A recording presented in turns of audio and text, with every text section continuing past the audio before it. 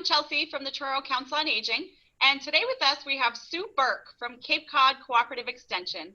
Hi Sue, how are ya? Hi Chelsea. Thanks for joining us today. Tell us a little bit about what we're going to be doing. Well, today I'm joining you to talk a little bit about shellfish. Nutrition, why eat shellfish, a little bit about safe food preparation of shellfish, and then I'm going to wrap it up with some recipes. Awesome, we're excited. Thanks so much again, and it's all you.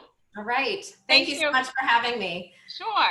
So shellfish, we live on Cape Cod and there's an abundance of shellfish. So today I'm going to talk a little bit specifically about quahogs and oysters, but we definitely have scallops and we have other options here on the Cape. But shellfish in particular falls under the larger category of seafood. And the why, other than it being around us in abundance, is that shellfish is good for you. Both the American Heart Association and the U.S. Dietary Guidelines for Americans recommend at least 2 servings of seafood each week. So the reasoning there is that it's largely a benefit to your heart health. And this can also include shellfish. So if finfish isn't a favorite of yours, then think a little bit more about shellfish. And maybe I'll inspire you today.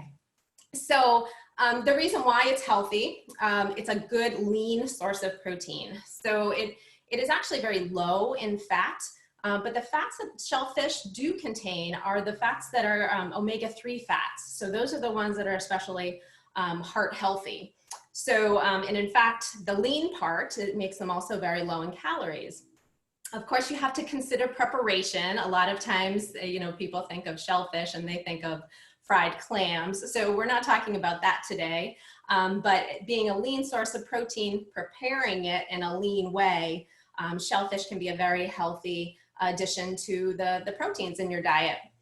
In fact, a 3-ounce edible portion of shellfish, whether it be oysters or quahogs, all are less than 100 calories in just a 3-ounce edible portion. So aside from those omega-3 fats, we also have found that shellfish contain a good source of B vitamins, also iron and zinc, in particular oysters when it comes to zinc.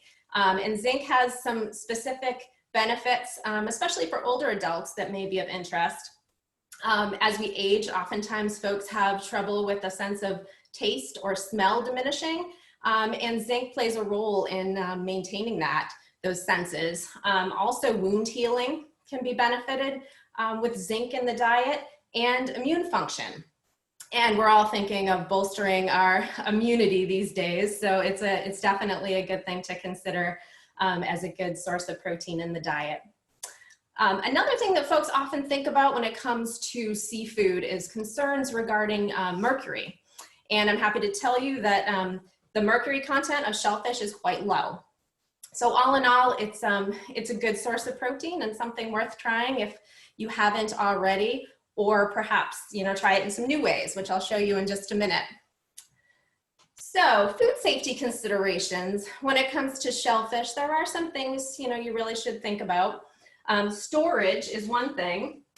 So I have here today, hopefully you can see this, I have with me some oysters in the shell and quahogs. So these are stored in refrigeration. The best way to do that is to just keep them in a bowl, or a paper bag's okay, but not in a plastic bag because they are alive and need to breathe. So we want to have them uncovered, and if you like to, if you're going to store them for up to a week, which it's okay to store them for that long, a damp towel would be fine to just place over the bowl, but not tightly covered in plastic or anything like that. So this would keep it from drying out, even in the shell, but also just, you know, they're pretty easy to store. So up to a week in cold refrigerated storage, and that's 45 degrees or lower. So that's what most refrigerators should be operating at. So if you keep it in cold storage, just check the shells before you prepare them. If there are any that are open, you give them a little tap, you know. If they don't close up tightly at that point, then just discard those. You want the shells to be nice and closed tightly. Also, don't store your shellfish in water. It's recommended to avoid that. So, you know, if you need to purge sand, perhaps from your quahogs, you know, if right before preparing, if you need to do that, salted water, heavily salted water for about 30 minutes to help purge the sand that may be in your quahogs, but you don't want to store them in water in any way. So the next thing you want to think about when you're ready to prepare is perhaps a good scrubbing. So I have my vegetable brush under cool running water, just a nice scrub of your shellfish, just to get off any mud or debris that might be on there. And you should be pretty much good to go at that point. So how to cook them up.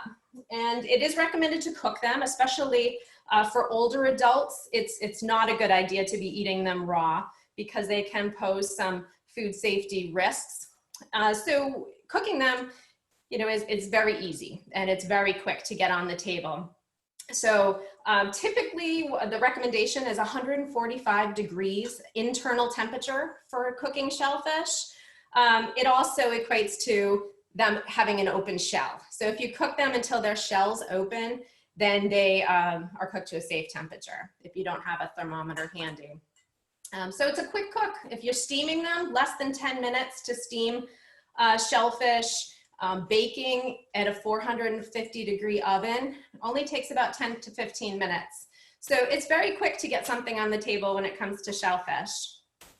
And if you happen to have leftovers, 5 to 7 days in the fridge, it would be fine to keep them that long if you had some leftovers that you wanted to consume after cooking. So my recipes today are pretty quick and easy. And before we begin, I wanted to say that, you know, an oyster can be intimidating. A lot of times people look at oysters and they look at oyster knives and get scared off. And I can open them, and typically what I would do is wear a nice sturdy glove. I have some that have the rubber grip on them so they don't slip, but it can be intimidating to get into an oyster. And it can also be dangerous. So I think that we'll stay away from that today, and we're gonna focus on some very simple ways where you don't have to shuck them at all. So the first way that I have prepared for you is roasting oysters. So it's something you see more down south. Oyster roast tends to be a reason for folks to get together. Well, I have some today that, just me, it will be my lunch most likely. No get-togethers here. But it's very simple to roast oysters. So I have a few oysters here. I have a cookie sheet that I have a cooling rack on. So if you have one of these, great.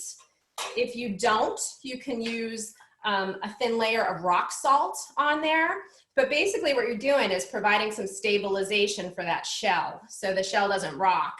If it rocks, once it's cooked, you could lose all those wonderful juices. So I'm trying to just stabilize the shells with this. And I'm gonna take the deep portion, like the cup, the rounded side of the oyster, and put that down onto the rack so it stabilizes it. So you just basically do that so they won't tip in the oven. And I only have 3 I'm doing here today, but you could load it right up, do a couple pans like that, and pop it right in a hot oven. 450 degrees for about 10 minutes. Now these oysters are a little small, so 10 minutes is good for these, but it could take a little bit longer if yours are larger, maybe 15 minutes. But either way, pretty quick. And I'll show you what we're getting as a result of that nice hot oven. Right, so they open up just a little. I don't know if you can see this, but they open up just a small amount so that sharp oyster knife isn't necessary. I would recommend taking something to protect your hand because the shell does get quite hot. But you basically have the shell open just enough that you can gently put a knife through there and just pop the top. So that top shell pulls right back. You might be able to do it with your hands and not even use a knife. But it comes right off, and then you have all that wonderful liquid and that oyster right there. Now, I like to serve them with either cocktail sauce, a little Tabasco, or perhaps you have a favorite garlic butter with herbs that you might enjoy, and just a little spoonful of that on top. And you can either eat it with a fork or you can slurp them right down. I have that all prepared here. So you could just put a small amount of your favorite toppings right onto your oysters, just like that. But as I said, those shells do get hot. So just a very, oh, this is the one I haven't opened. So the shell just slides right in there, and that hinge will very easily come right back up. So a simple preparation of oysters for you today. So the other preparation I have is with quahogs. Now the quahogs, again, you want to give it a nice scrub before you prepare these. But this recipe is just a stovetop preparation. So one goes in the oven. You could certainly do the same thing with these little necks. But in this case, I've got a pan that I have, I'm cheating today, and I'm using a pre-prepared tomato sauce. If you have a favorite sauce that you like, by all means use that. If you have a homemade sauce, it would be a perfect way to prepare these two. If you like a little spice, you can put some added heat in there with some crushed red peppers, saute some fresh tomatoes and some garlic and get this started. But as I said, today I'm gonna go on the easy route and use some pre-prepared tomato sauce. This would be a great thing to serve over pasta, or as I've got it today, I'm gonna serve it with a slice of whole grain bread. It would be great for breadsticks, and it almost could be a thinner broth, almost more like a soup. So that's what I have here. So what I would do is put some tomato sauce in the pan. And then I'm going to thin it out with a little bit of chicken stock. You certainly could use a little bit of white wine if you like that. But you're just going to want to thin it out a little bit so it covers the bottom of your pan. And then you're going to get this to a nice simmer. Once we're at a simmer, then you just want to add your shellfish. So again, I've scrubbed these well, nestle them right into that sauce.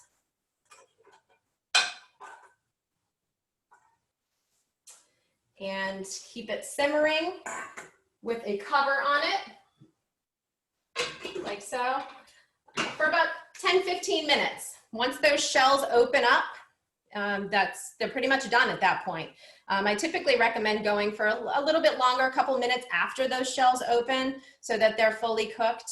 And then, like I said, serve it right over pasta or with a little bit of bread for sopping up all those yummy juices. So you will get the flavor of the juices from the clam as well as your sauce. So I don't know if you can see that, but we have a good amount of shellfish in there. I'm gonna add it to a bowl. Quick cooking, 10-15 minutes is all it takes for dinner on the table. So just like that. So whether you are a recreational shellfisherman or shellfisherwoman, or if you're getting these shellfish at your local fish market, you know, it's a very quick, lean source, low calorie protein source that is quick to get on the table, and it's easy enough to cook for just one or two when it comes to shellfish. You know, it's not a huge recipe. You can cook for just the number that you have in your household and enjoy. So hopefully this inspires you to come up with some new ways to prepare shellfish. It's just a couple of many ways. So enjoy. Cheers. Awesome. Thanks so much, Sue. That was great. You're welcome. I wish I had some here that I could go try out. I'm all by myself. I have lunch now. Oh, there you go. Good for you. Well, enjoy, and thanks again. We appreciate your time.